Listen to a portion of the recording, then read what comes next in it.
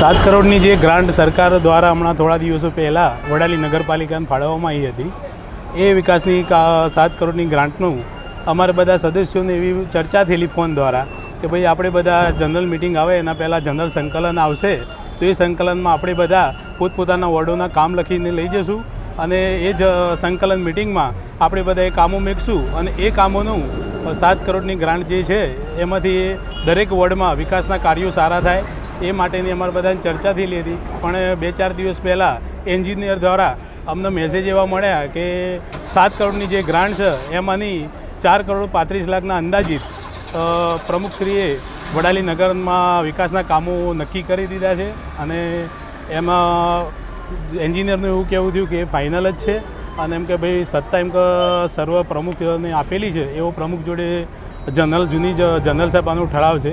પણ જો આવો ઠરાવ હોય અને પ્રમુખ એમને રીતે જો આયોજન કરી દેવાના હોય નગરના માટે, તો અલગ અલગ વિસ્તારમાંથી જે ચૂંટાઈને આવે છે એ લોકો જશે એમના એરિયામાં વોર્ડમાં, તો એ શું જવાબ આપશે?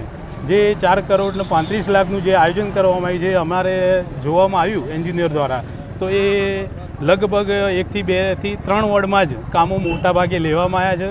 વોર્ડ નંબર 1 છે એમાં 1-2 રૂપિયાનું કામ લેવામાં નથી આવ્યું. વોર્ડ નંબર 5 જે છે એ મારો વોર્ડ છે, એમાં બી 1 રૂપિયાનું કામ લેવામાં નથી આવ્યું.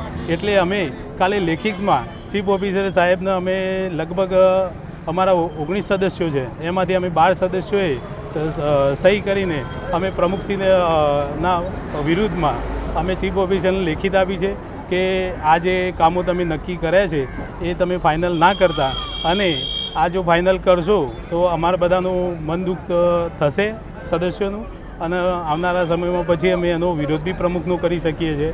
એટલે અમારી તો ખાલી અમે વિનંતી કરવા ગયા હતા કાલે ચીફ ઓફિસર સાહેબને લેખિતમાં આપીને આવ્યા છીએ કે જે 7 કરોડની ગ્રાન્ટ છે એનું સંકલનમાં લઈને દરેક સદસ્યોના દરેક વોર્ડમાં બધાના ભાગે પડતું સારું એવું વિકાસનું કામ થાય એવી અમારી અપેક્ષા સાથે અમે લેખિતમાં ચીફ ઓફિસરને ગઈકાલે રજૂઆત કરીને આવ્યા છીએ. ગઈકાલે નગરપાલિકામાં અમે 12 સદસ્યશ્રીઓએ રજૂઆત કરી છે કે જે ડ વર્ગમાં નગરપાલિકા હતી તો ક વર્ગમાં આવી છે, તો એ પ્રમાણે જે નવી ગ્રાન્ટ નગરપાલિકાને મળી છે તો બધા જ સદસ્યોને વિશ્વાસમાં લઈ અને બધે જ વોર્ડની અંદર સરખું કામ કરવામાં આવે એવી અમારી માંગ સાથે નગરપાલિકા ચીફ ઓફિસરને અમે લેખિતમાં રજૂઆત કરી છે અને પ્રમુખશ્રીને અને તમામને વિનંતી છે કે તમામ સદસ્યોને વિશ્વાસમાં લઈ અને કામ કરશો તો અમે તમારી સાથે જ છીએ.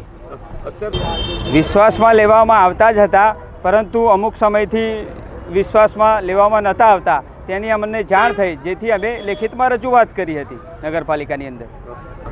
અમારી તો માંગ એ છે કે પ્રમુખશ્રી તથા અમે બધા જ સાથે મળીને ગામનો સારો વિકાસ થાય અને બધા સાથે મળીને કામ કરીએ એવી અમારી ઈચ્છા છે.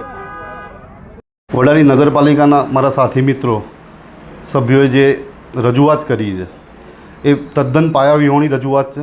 કારણ કે આવા કોઈ ઠરાવ કે આવા કોઈ હુકમ નગરપાલિકા કે પ્રમુખ દ્વારા કરવામાં આવેલા નથી. એમને જે આક્ષેપ કર્યો કે 4.35 કરોડના કામો નક્કી થઈ ગયા, તો નક્કી થઈ ગયા હોય તો ઠરાવ અને હુકમની કોપી આપને રજૂ કરી અને સાબિત કરી દે. કારણ કે આવા કોઈ ઠરાવ કે હુકમ કરેલા નથી. અમે પાયાવિહોણાના ખોટા આક્ષેપ કરી અને ખાલી પાલિકાને બદનામ કરવાની કાવતરા ઘડવામાં આવે છે.